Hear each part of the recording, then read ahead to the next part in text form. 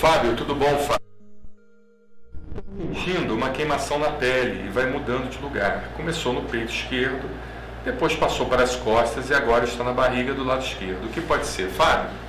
É difícil a gente dizer o que pode ser assim somente com esse dado, e certamente esse espaço não é dedicado para consulta médica, mas a gente vai falar em termos gerais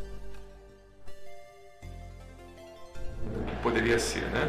A primeira coisa que a gente precisa entender é se existe o aparecimento de alguma lesão, de alguma vermelhidão na sua pele, ou somente a queimação. Se é a queimação seca, se queimação sem aparecimento de lesão, sem vermelhidão, sem qualquer outro tipo de manifestação que consigamos ver a lesão ali em atividade, aí a gente pode pensar em principalmente o acometimento do sistema nervoso periférico, né? Nós temos o sistema nervoso central, o sistema nervoso periférico, e o sistema nervoso periférico, por sua vez, nós temos as chamadas fibras finas. Essas fibras finas, elas podem ser atingidas, tá? Elas podem ser atingidas através de várias situações metabólicas, infecciosas, inflamatórias, né? Então, por exemplo, uma manifestação metabólica, estou dando um exemplo, tem vários tipos, né, de situações que levam ao acometimento de fibras finas. Eu não vou lembrar todos aqui, até porque eu não estou avaliando um paciente, estou comentando um caso geral, né?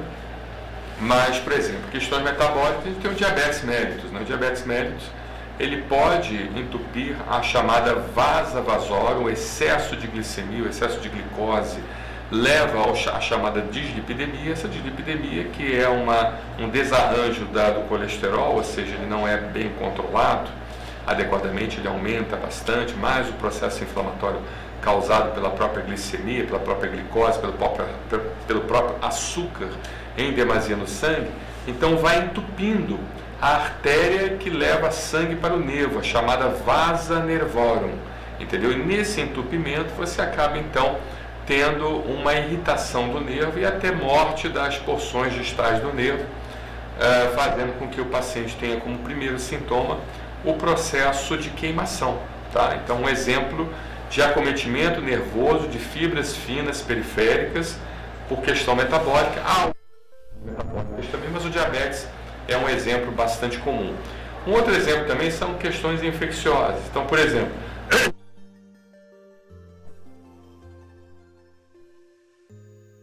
lesões na região da pele, né, que acompanha o chamado dermátomo. Antes do aparecimento dessas lesões, você justamente acaba tendo um processo, uma sensação de queimação, entendeu?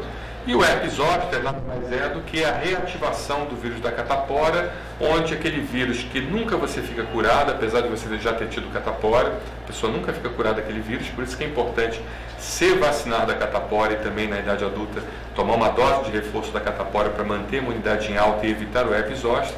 Mas essa reativação, então, ela acaba cometendo a faixa nervosa de uma região do seu corpo chamada dermátomo, né? Dermátomo são regiões de faixa.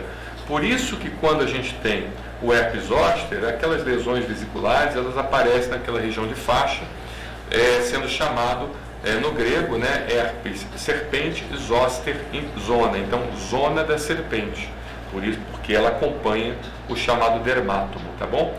E existem também os processos, por assim dizer, de um exemplo de questão infecciosa. Há outros casos de doenças infecciosas que podem levar a isso também.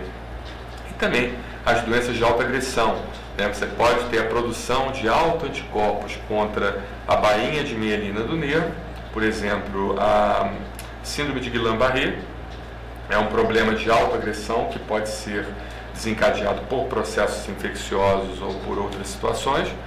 E essa síndrome de Guillain-Barré você acaba tendo então a produção de autoanticorpos, a chamada reação do tipo 2, reação do tipo 2A, produção de autoanticorpos contra determinadas porções da bainha de mielina ou das sinapses nervosas, e você acaba então tendo um acometimento nervoso com um processo inflamatório com aparecimento de queimação.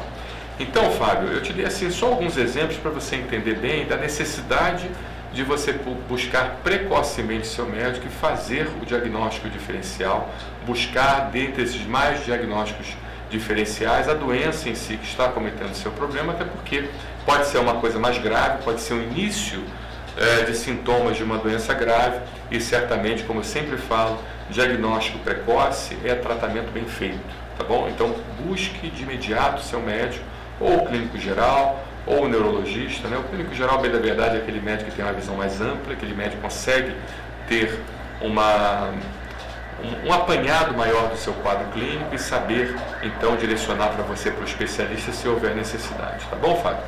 Um abraço para você, obrigado.